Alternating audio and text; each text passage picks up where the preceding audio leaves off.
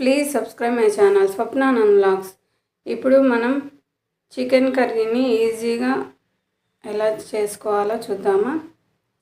KG చికెన్ని తీసుకొని బాగా నీటితో కడిగి నీళ్ళన్నీ వంచేసేయాలి. తర్వాత దాంట్లో అల్లం వెల్లుల్లి పేస్ట్ ఒక 2 స్పూన్లు, ఒక 4 స్పూన్ల కారం, ఒక 4 స్పూన్ల ఉప్పు. కొంచెం ఉప్పు తగ్గించి వేసుకోండి, ఒకవేళ కావాలంటే మళ్ళీ వేసుకోవచ్చు. తర్వాత మీరు మీ టేస్టింగ్ తగ్గట్టు కారం ఉప్పు అనేది వేసుకోండి. తర్వాత మనం 1 స్పూన్ పసుపు, తర్వాత చికెన్ మసాలా 5 రూపీస్ ప్యాకెట్,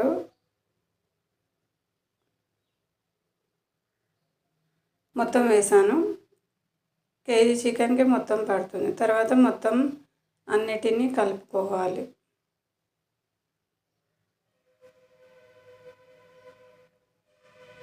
అన్నిటినీ మొత్తం కలిసేటట్టుగా చికెన్ మొత్తం కలిసేటట్టుగా కలుపుకోవాలి.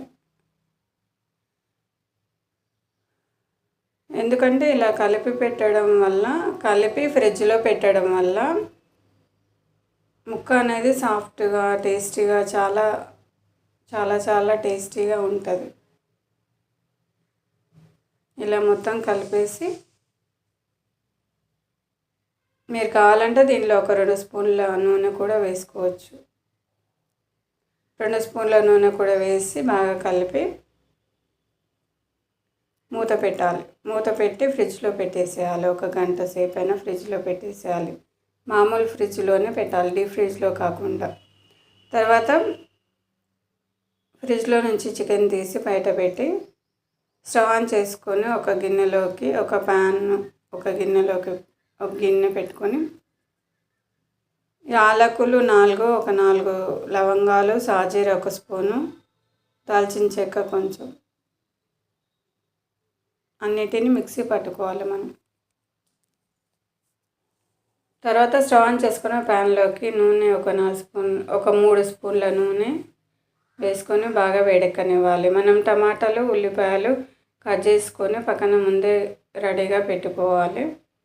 ఒక పెద్ద ఉల్లిపాయను ముక్కలుగా కట్ చేసి పెట్టుకోవాలి. ఒక 2 టమాటాలను కూడా ముక్కలుగా కట్ చేసి పెట్టుకోవాలి. తర్వాత వాటిని నూనెలో వేసి బాగా ఫ్రై చేయాలి. తర్వాత బాగా ఫ్రై అయిన తర్వాత చికెన్ వేసి కలుపుకోవాలి.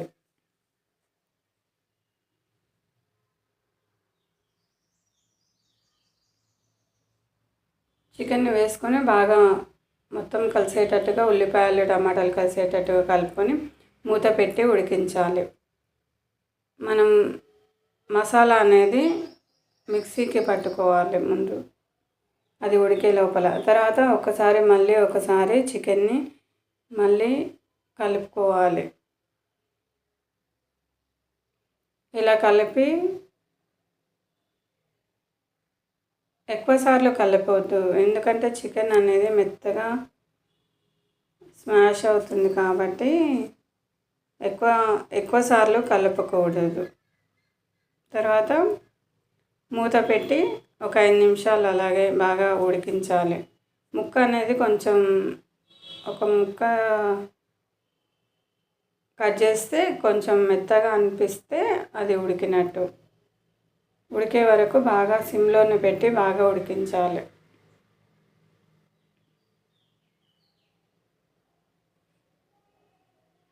సిమ్లో పెట్టడం వల్ల ముక్క అనేది మాడిపోకుండా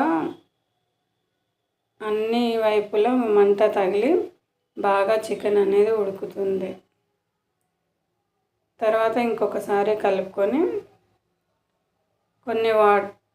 మనం మామిడికాయ తురుము పేస్ట్ అనేది మన ఛానల్లో ఉంది. మామిడికాయ తురుము పేస్ట్ 2 స్పూన్లు వేసాను. మీ దగ్గర ఒకవేళ మామిడికాయ తురుము లేకపోతే మామిడికాయలు ఉంటాయి కదా, దాన్ని ఒక ఉల్లిపాయలు, టమాటాలు ఎలా కట్ చేసామో అలా కట్ చేసి కూడా వేసుకోవచ్చు. మామిడికాయ తురుము మన ఛానల్లో ఉంది, చూసేయండి. తర్వాత కొన్ని వాటర్ వేసి కన్సిస్టెంట్ తగ్గట్టు వాటర్ వేసి 1 స్పూన్ కొబ్బరి పొడి కూడా వేసి కలుపుకోవాలి.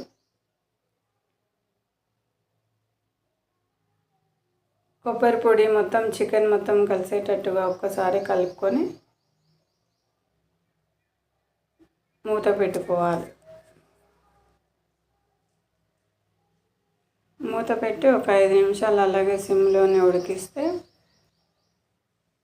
టేస్టీగా, చాలా టేస్టీ అయిన చికెన్ కర్రీ అనేది ఈజీగా బ్యాచిలర్స్ అయినా కానీ, వంట రాని వాళ్ళైనా కానీ చిటికలో చేసేస్తారు. తర్వాత మనం పుదీనా కొత్తిమీరను నీళ్ళల్లో కడుక్కొని బాగా నీటిని పిండి పైనంగా వేసి 1-2 నిమిషాలు ఉడికించి స్టవ్ ఆఫ్ చేసుకోవాలి. స్టవ్ ఆఫ్ చేసుకున్న తర్వాత సర్వింగ్ బౌల్లో సర్వ్ చేసుకుంటే రెడీ టు ఈట్. చాలా చాలా టేస్టీ. ఇలా ముక్క అనేది మెత్తగా అనిపిస్తే స్టవ్ ఆఫ్ చేసుకొని రెడీ టు ఈట్. చాలా చాలా టేస్టీగా ఉంటుంది. ఒకసారి ఇలా నేను చేసిన విధంగా ఒకసారి ఇలా ట్రై చేసి మీకు ఎలా కుదిరిందో కూడా కామెంట్ చేసి చెప్పండి. చాలా చాలా టేస్టీగా ఉంటుంది. ఈ సమ్మర్ సీజన్లో ఏ కూరగాయలు చేసినా తొందరగా పాడవుతాయి కాబట్టి మనం నిమ్మకాయ రసమైనా కానీ, మామిడికాయ తురుమైనా కానీ, పుల్లని మామిడికాయలు అయితే ఇంకా మంచిది. మామిడికాయ తురుము అలాంటివి వేసుకుంటే కూర టేస్టీగా ఉంటుంది. కూరగాయలు కూడా ఒకవేళ నైట్ వరకు ఉన్నా కానీ, ఎక్కువసేపు ఉన్నా కానీ పాడవు. ఈ ఎండాకాలంలో ఏ కూరగాయ చేసినా కానీ ఒక్కోసారి మధ్యాహ్నం వరకే కూరగాయలన్నీ పాడైపోతున్నాయి. కాబట్టి నిమ్మకాయ రసమైన, ఒకవేళ నిమ్మకాయ రసం వేయాలనుకుంటే మనం స్టవ్ ఆఫ్ చేసిన తర్వాత మాత్రమే నిమ్మకాయ రసం వేసుకొని కలుపుకోవాలి. మామిడికాయ తురుము అయితే స్టవ్ ఆన్లో ఉన్నప్పుడైనా కానీ, మంట ఉన్నప్పుడైనా కానీ మనం మామిడికాయ తురుము వేస్తే ఏం కాదు. తర్వాత స్టవ్ ఆఫ్ చేసుకొని సర్వింగ్ బౌల్లో సర్వ్ చేసుకుంటే రెడీ టు ఈట్. చాలా చాలా టేస్టీగా ఉంటుంది. Thanks for watching. Like and share. మీ ఫ్రెండ్స్కి, రిలేటివ్స్కి షేర్ చేయండి.